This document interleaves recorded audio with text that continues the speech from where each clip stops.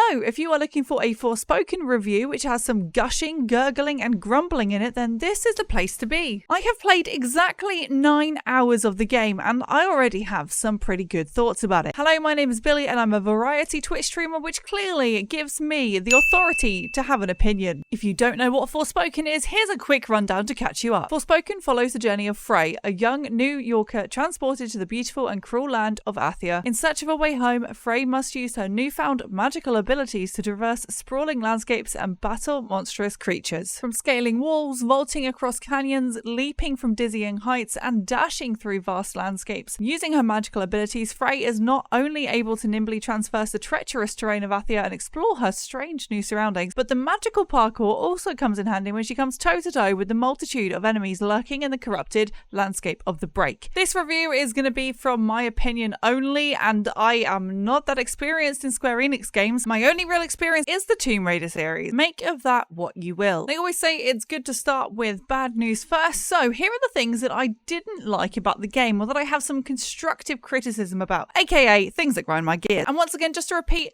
this is just my experience from the 9 hours that I have in the game so far. There's a detour, or as we like to call them, side quest in the beginning of the game where you feed some sheep.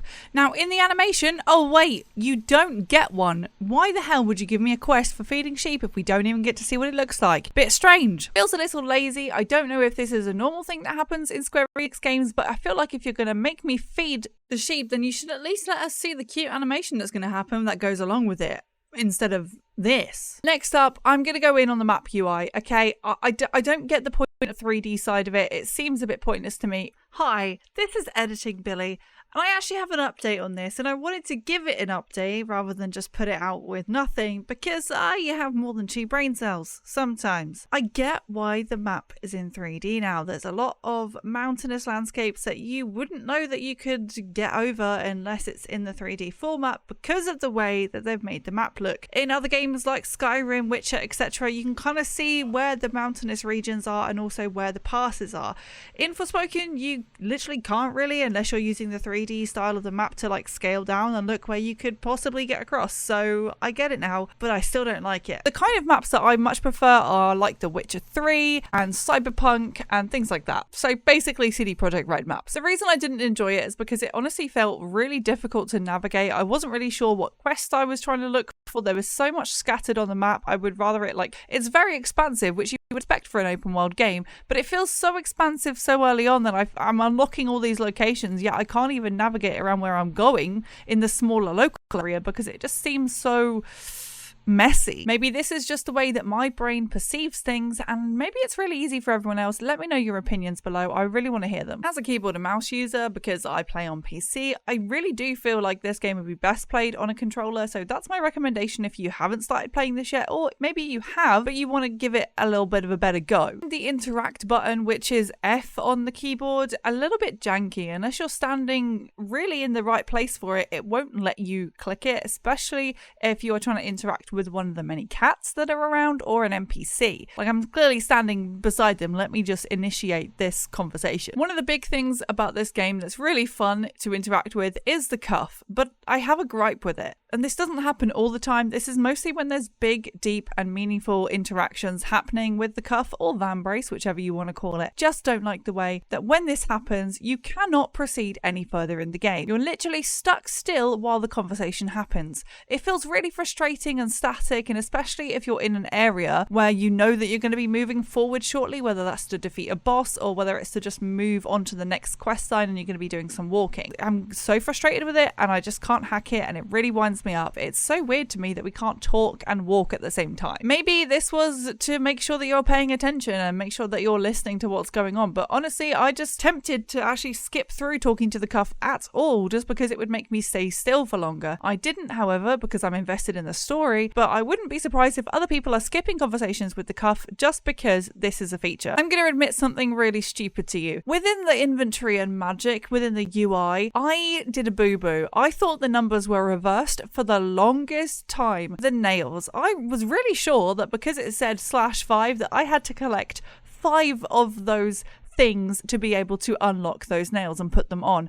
But no, I didn't at all. I actually already had what I needed, but it really isn't obvious for me. And maybe this is just how Square Enix do their numbers. They kind of, in my opinion, they're backwards. It looks like it's a fraction of a thing. So like you've got 2 out of 5, but no, it's not that at all. You actually have 5 of them and you only needed 2. Make that make sense. I really don't get why that choice was made. And the last thing I want to bring up is that sometimes the magic kind of covers the screen, so you can't really see what you're aiming at and you're just hoping for the best, especially when you're using shot, the purple magic that Frey has, and just kind of flying it at it, just hoping for the best. And yes, I know you can lock onto targets, but if you're playing on a 60% keyboard like me and your Alt key is on the right side of your keyboard, it can actually be really difficult to go and reach it, especially in like a high pressure quick situation where you need to be focusing on killing the enemy and not on trying to get to the other side of your keyboard. And now we're going to be going back to positive things as we discuss the things that I liked in this game. First up, I just want to talk about the storyline, and this is again massive spoilers. If you haven't played, you don't want to see these spoilers, skip a few minutes ahead and you probably won't hear anything else. If you've seen Bridge to Terabithia, you might understand this reference, but I was really sad but also kind of happy that they killed off one of the main characters. Well, I say main,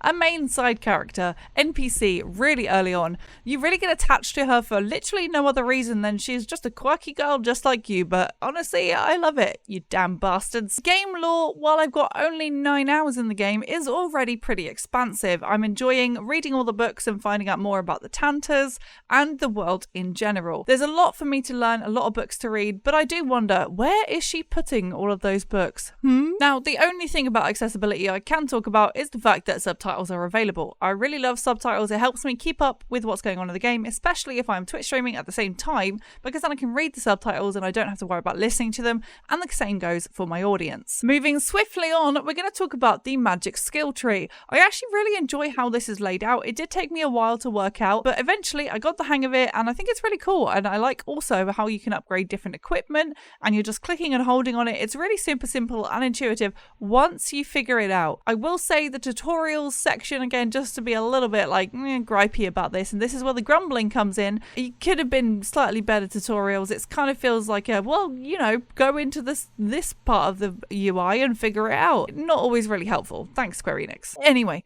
back to the positives. One thing I think that is underrated is the simplicity of the equipment that you can have in the game. There is 3 upgrades that you can do to your medicine pouch, your ingredients pouch, and you can make healing drafts. On the other side, you can upgrade only your cape and your necklace, because those are the only 2 pieces of equipment that you need. And that's actually really fun, because then most of the rest of the game is you focusing on your nail art that you can use, which, by the way, can we talk about how nail art is in the game? That's really cool. As somebody who loves painting my nails, I feel really represented by this, that by painting our nails, we are giving ourselves powers, and that feels pretty magical. So I'm gonna say thank you, Square Enix, for making me feel included and actually targeted as part of a game. I feel seen. Anyway, what was I saying? Oh, yes, the equipment simplicity. 2 things to remember: cape, necklace, nails. The rest of it is all focused on your skill tree within the magic. Without going into too much detail, there are 4 types of magic that Frey can have access to, but in the beginning of the game, I've only currently got access to the purple magic, which is Frey's magic. We have to talk about the music in this game. When you first load it up, it's absolutely beautiful. It genuinely gave me tingles, and I felt like I was just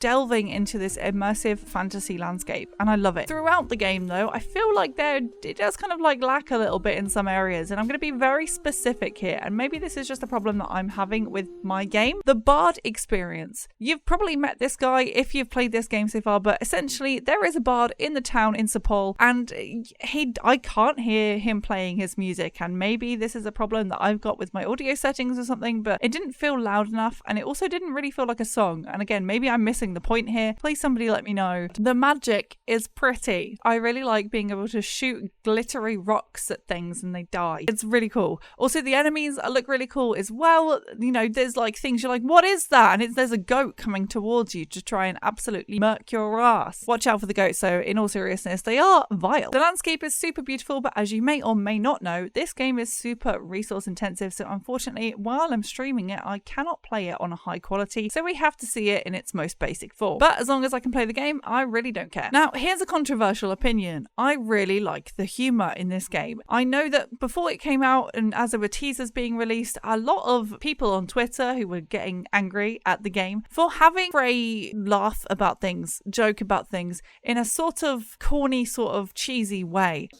Did you not just see me take out that gnarly beast? I love it. I think she's sassy. I think she's got a lot of ego. I really enjoy her cheesy reactions to things because not only does it kind of make me feel like we're in some sort of superhero movie at the same time, like hello Marvel, did you call? It just is my sense of humor. I think she's pretty funny, and I also think Cuff or Van Brace is funny as well. This game is not going to be for everyone. If you don't enjoy that humor, then I don't know what to tell you. Just don't play the game. It doesn't have to be for you. I like Frey. I think she's brilliant. I really love her as a character, and I'm excited to see her grow as I continue to play the game. And a random shout out to whoever thought of the idea of having the quest to take pictures for the kids in Sepul. It's actually a really cute idea, and it makes you actually use the photo mode on the phone and like gives you something really easy to do while you're going about this landscape, which is treacherous and horrible, and it kind of makes you stop and appreciate the landscape. I do love that there is fast travel in this game. I know some people aren't really interested in fast travel, but I love it. It means that you can get through the game really quickly and easily if you don't want to be just walking about everywhere. You don't get a horse in this, or at least I haven't, and I'm 9 hours in. There's lots of things to find and explore in the landscape, from founts of blessing to shrines, cats, and well, everything in between. One of my favorite things is definitely being able to do these little fort runs where basically you're either on a timer to kill as many things as you can within the time, or you have to just get through the dungeon. It's a really cool way to integrate some sort of different gameplay in an open world. There's lots of things to collect, whether you're picking up ingredients to use for your healing drafts or you're just collecting things that the monsters drop on the floor. There's lots of things to go and poke your nose around, including lots of treasure chests hidden about the world. My favorite thing about this game is probably the fact that you can pet the cat, and I know it seems really simple, but it just makes me happy because it's so cute, and it'll even sleep with you on the bed when you go to bed at night. Overall, 9 hours in, I'm going to give this game a 7 out of 10. I'm loving the story. I'm really enjoying my experience, and although I do have quite a few gripes with it, nothing is perfect. Let me know down below if there's a game that you want me to review next, and I will see you next time.